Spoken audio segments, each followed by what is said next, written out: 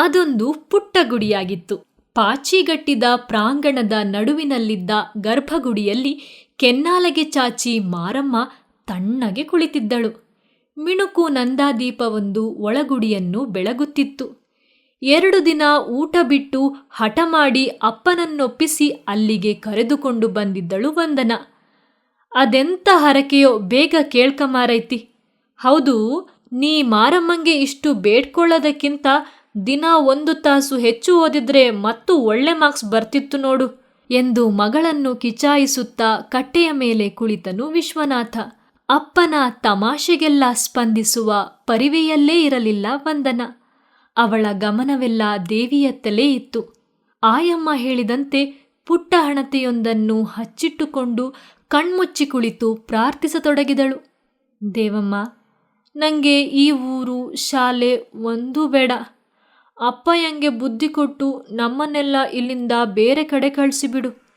ನನಗೆ ಹೊಸ ಗೆಳತಿಯರಾಗಲಿ, ಹೊಸ ಶಾಲೆ ಸಿಗಲಿ. ಅಲ್ಲಿಗೆ ಮೀರಾ ಟೀಚರು, ದೇವೇರಿ ಆಯಮ್ಮನ್ನು ಬರೋ ಹಾಗಾಗಲಿ. ಅವರಿಬ್ಬರೇ ಸಾಕು ನನಗೆ. ಬೇರೆ ಯಾರೂ ಬೇಡ ಇಲ್ಲಿಂದ ಬರೋದು. ಇಷ್ಟು ನಡೆಸಿಕೊಡು.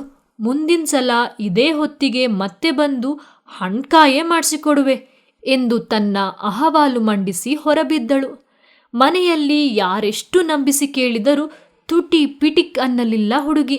ದೇವೀರಿ ಹೇಳಿದ್ದ ಷರತ್ತು ಅವಳ ತಲೆಯೊಳಗೆ ಅಚ್ಚಾಗಿ ಕುಳಿತಿತ್ತು.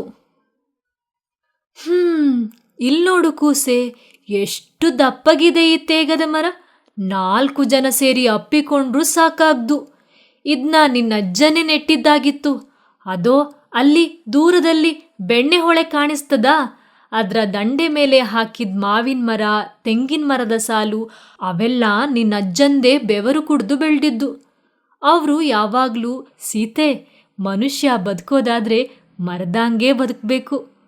ತಲೆ ಎತ್ತಿ ಆಕಾಶಕ್ಕೆ ಮುಖ ಮಾಡಿ ನಿಲ್ಬೇಕು. 4 ಗಿಡಗಳಿಗೆ ಬಳ್ಳಿಗಳಿಗೆ ಆಸರೆ ಕೊಡಬೇಕು.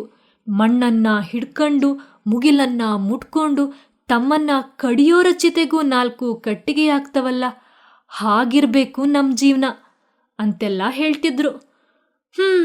ಈಗ ನೋಡಿದ್ರೆ ಇದೆಲ್ಲ ಕೈತಪ್ಪು ಆಗಿದೆ ಎನ್ನುತ್ತಾ ಸೆರಗಿನಂಚಿನಿಂದ ಕಣ್ಣೊರೆಸಿಕೊಂಡರು. ಆದರೆ ವಂದನಾಳಿಗೆ ಎಲ್ಲವೂ ಅಸ್ಪಷ್ಟವಾಗಿತ್ತು. ಕೆಲವು ದಿವಸಗಳಿಂದ ಅಪ್ಪ, ಅಮ್ಮ, ಅಜ್ಜಿ, ಊರಿನ ಪಟೇಲರು ಎಲ್ಲರೂ ಯಾವುದೋ ಚಿಂತೆಯಲ್ಲಿರುವುದು, ಬೆಣ್ಣೆಹೊಳೆಯ ಕುರಿತೇ ಮಾತನಾಡುವುದು ಇವೆಲ್ಲವನ್ನು ಗಮನಿಸುತ್ತಿದ್ದರೂ ತನ್ನದೇ ಚಿಂತೆಯಲ್ಲಿ ಮುಳುಗಿದ್ದರಿಂದ ವಿಚಾರಿಸಲು ಮರೆತಿದ್ದಳು. ಅರೆ, ಅಜ್ಜಿ ನೋಡಿದರೆ ಇಂದು ಮತ್ತದೇ ರೀತಿ ಮಾತಾಡ್ತಿದ್ದಾಳೆ. ಮೊನ್ನೆ ಕಟ್ರಜ್ಜನಲ್ಲೂ ಹೀಗೆ ಏನೋ ಹೇಳ್ತಿದ್ಲಲ್ಲ. ಗೊಂದಲದಲ್ಲಿ ತಲೆ ಕೆರೆಯುವಾಗಲೇ ಸೀತಜ್ಜಿಯ ಕಣ್ಣು 3ನೇ ಸಾಲಿನಲ್ಲಿದ್ದ ಆ ತೇಗದ ಮರದ ಕಡೆ ಬಿದ್ದು ಬಿಟ್ಟಿತು. ಸಾವುದಿಲ್ಲಕ್ಕೆ, ಯಾರೋ ಇದು ಈ ಮರದ ಮೇಲೆ ಹೀಗೆಲ್ಲ ಕೊರೆದಿದ್ದು? ಥತ್, ನಿಮ್ಮ ಜನ್ಮಕ್ಕಿಷ್ಟು. ನಿಮ್ಮ ಚರ್ಮನು ಹಿಂಗೆ ಕೆತ್ತಿದ್ರೆ ಗೊತ್ತಾಗ್ತದೆ ನೋವೆಂಥದ್ದು ಅಂತ. ದರಿದ್ರದವು. ಇಂಥ ಹಾಳು ಬುದ್ಧಿಯವರಿಂದಲೇ ಊರಿಗೆ ಕೇಡು ಬಂದಿರೋದು. ಮರ ಗಿಡ ಪ್ರೀತಿಸಿದಿದ್ರೆ ಅವ್ಯಾಕೆ ಮುನಿಸ್ಕೊಂಡು ಶಾಪ ಕೊಡ್ತಿದ್ವು ಎಂದೆಲ್ಲ ಕೂಗತೊಡಗಿದರು. ಯಾರೋ ಯುವ ಪ್ರೇಮಿಗಳು ಆ ಮರದ ಮೇಲೆ ತಮ್ಮ ಹೃದಯವನ್ನು ಕೆತ್ತಿಟ್ಟು ಹೋಗಿದ್ದು ಅಜ್ಜಮ್ಮನ ಸಂಕಟಕ್ಕೆ ತುಪ್ಪ ಸುರಿದಂತಾಗಿತ್ತು.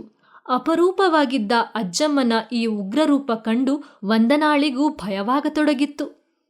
ಅಜ್ಜಿ, ಸಮಾಧಾನ ಮಾಡ್ಕೊಳೆ. ಎಂತಕ್ಕೆ ಇಷ್ಟು ಕೂಗಾಡ್ತಿದ್ದಿ? ನಿಂಗೆ BP ಇದೆ ಅಂತಿರ್ತಾಳೆ ಅಮ್ಮ. ಹೌದು, ಯಾಕೆ ಈ ಮರ ಎಲ್ಲ ಹೋಗ್ಬಿಡ್ತದೆ? ಏನಾಗ್ತದೆ ಊರಿಗೆ ಎಂದೆಲ್ಲ ಬಡಬಡಿಸಲು ಅಲ್ಲೇ ಇದ್ದ ಚಿಕ್ಕು ಮರದ ಕಟ್ಟೆಯ ಮೇಲೆ ಕುಸಿದು ಕುಳಿತರು ಸೀತಮ್ಮ.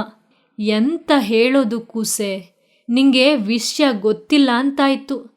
ಬೆಣ್ಣೆ ಹೊಳೆ ಇದೆಯಲ್ಲ, ಅದಕ್ಕೆ ಒಡ್ಡು ಹಾಕ್ತಾರಂತೆ ಹಾಳಾದವರು. ಹಾಗೆ ಮಾಡಿದ್ರೆ ನೀರು ಹೊಳೆ ದಂಡೆ ದಾಟಿ ಪ್ರವಾಹ ಬಂದು ನಮ್ಮೂರು, ಇಷ್ಟೆಂದದ ತೋಟ ಗದ್ದೆ ಎಲ್ಲ ಮುಳುಗೋಗ್ತದೆ ತಂಗಿ. ನಾವೆಲ್ಲ ಬೇರೆ ಊರಿಗೆ ಹೋಗಬೇಕು. ಪರ ಊರಲ್ಲಿ ಮನೆ ಹೊಲ ಅಂತೆಲ್ಲ ಹೊಸದಾಗಿ ಮಾಡಿಕೊಂಡು ಬದುಕಬೇಕು. ಈ ವಯಸ್ಸಲ್ಲಿ ನಾನು ಇದನ್ನೆಲ್ಲ ನೋಡಬೇಕಾ?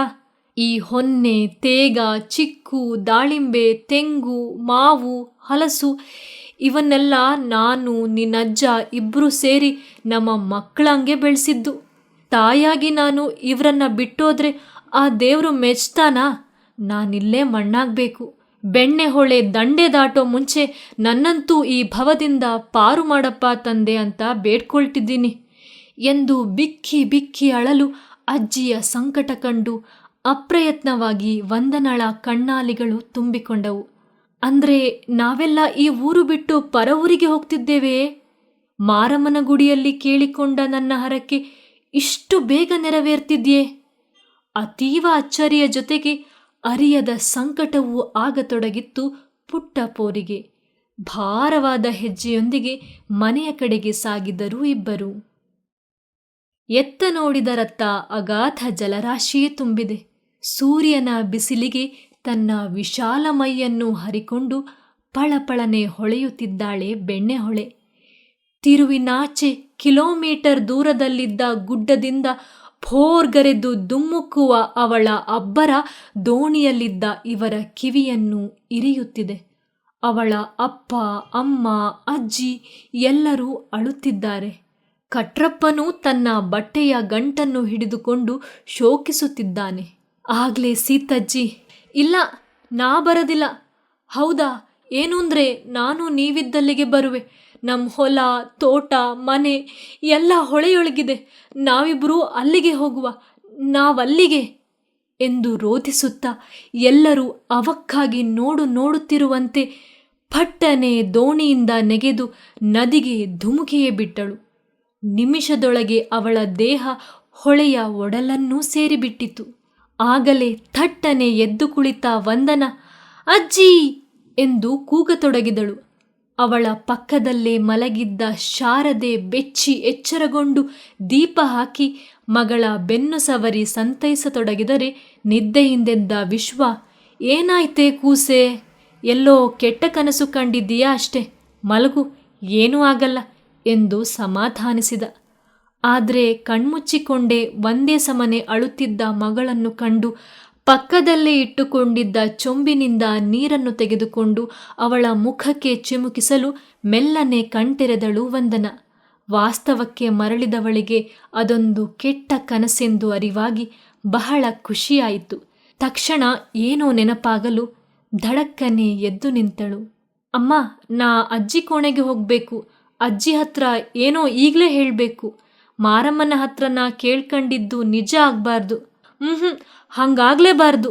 ನಾನು ಗುಟ್ಟನ್ನು ಹೇಳಿಬಿಟ್ರೆ ಅದು ಸುಳ್ಳಾಗ್ಬಿಡ್ತದಂತೆ. ನಾ ಅದನ್ನ ನಿಮಗೆಲ್ಲ ಈಗಲೇ ಹೇಳಿಬಿಡ್ತೀನಿ. ಮೊದಲು ಅಜ್ಜಿಗೆ ತಿಳಿಸ್ಬೇಕು ಎಂದು ಬಡಬಡಿಸುತ್ತಾ ದಡಬಡನೆ ಒಳಜಗುಲಿಯಲ್ಲಿದ್ದ ಅಜ್ಜಿಯ ಕತ್ತಲೆ ಕೋಣೆಯನ್ನು ಹೊಕ್ಕಳು ವಂದನ.